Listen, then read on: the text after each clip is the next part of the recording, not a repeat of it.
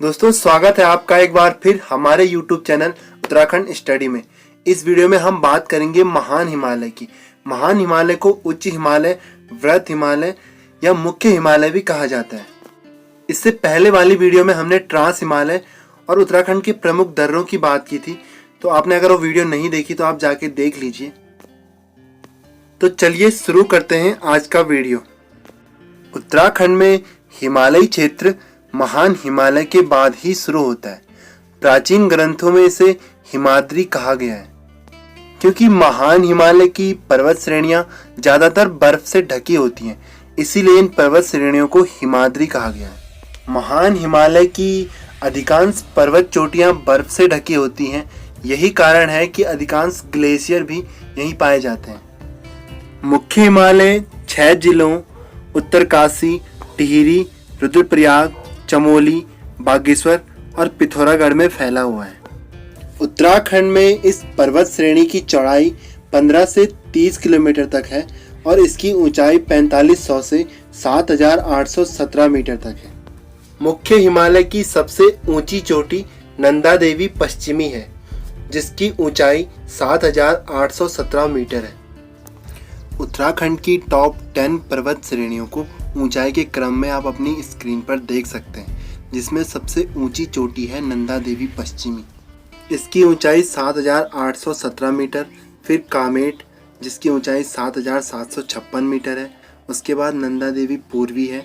नंदा देवी पूर्वी की ऊंचाई 7434 मीटर है। फिर आता है माणा, इसकी ऊंचाई है 7272 मीटर। फिर आता है बद्रीनाथ पर्वत। बद्रीनाथ पर्वत की ऊंचाई 7140 मीटर है।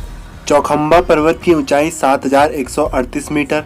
त्रिशूल पर्वत की ऊंचाई 7120 मीटर। उसके बाद सतोपन 7084 मीटर। फिर आता है द्रोणागिरी या दूनागिरी, जिसकी ऊंचाई है 7066 मीटर। फिर आता है गंधमादन पर्वत। गंधमादन पर्वत की ऊंचाई 6984 मीटर है। ये सभी टॉप 10 पर्वत चमोली जिले में ही स्थित है। दोस्तों, नंदा देवी कंचनजंगा के बाद भारत की दूसरी सबसे ऊंची पर्वत श्रेणी है। नंदा देवी पश्चिमी के ठीक बराबर में स्थित है नंदा देवी पूर्वी। इन दोनों पर्वतों के बीच की दूरी 2 किलोमीटर है और फिर इसी के ही पास में स्थित है नंदा देवी नेशनल पार्क, जो कि 1982 में बना। 1988 में इसे यूनेस्को द्वारा वर्ल्ड हेरिटेज साइट घोषित कर दिया गया और फिर 2005 में इसका नाम बदलकर Nanda Devi and valley of flower national park कर दिया गया।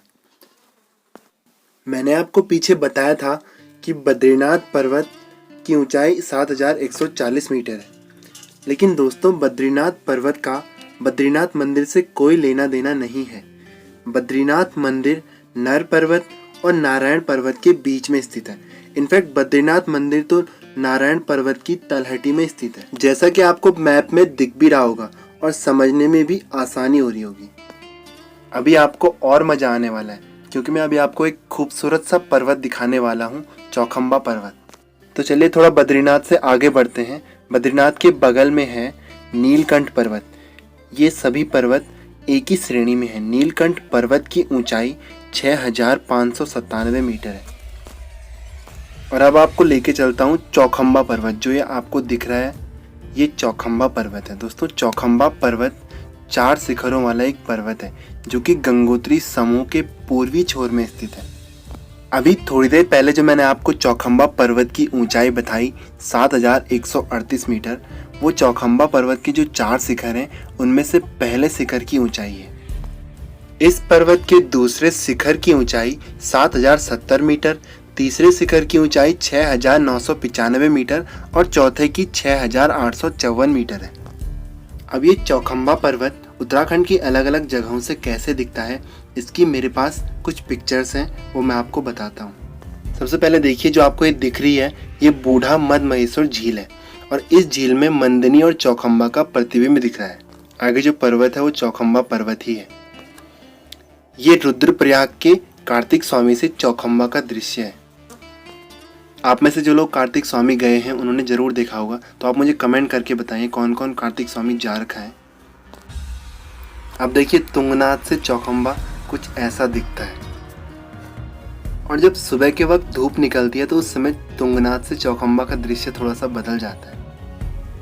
चौखंबा पर्वत के बिल्कुल तलहटी पे स्थित है सतोपंत झील या सतोपंत ताल।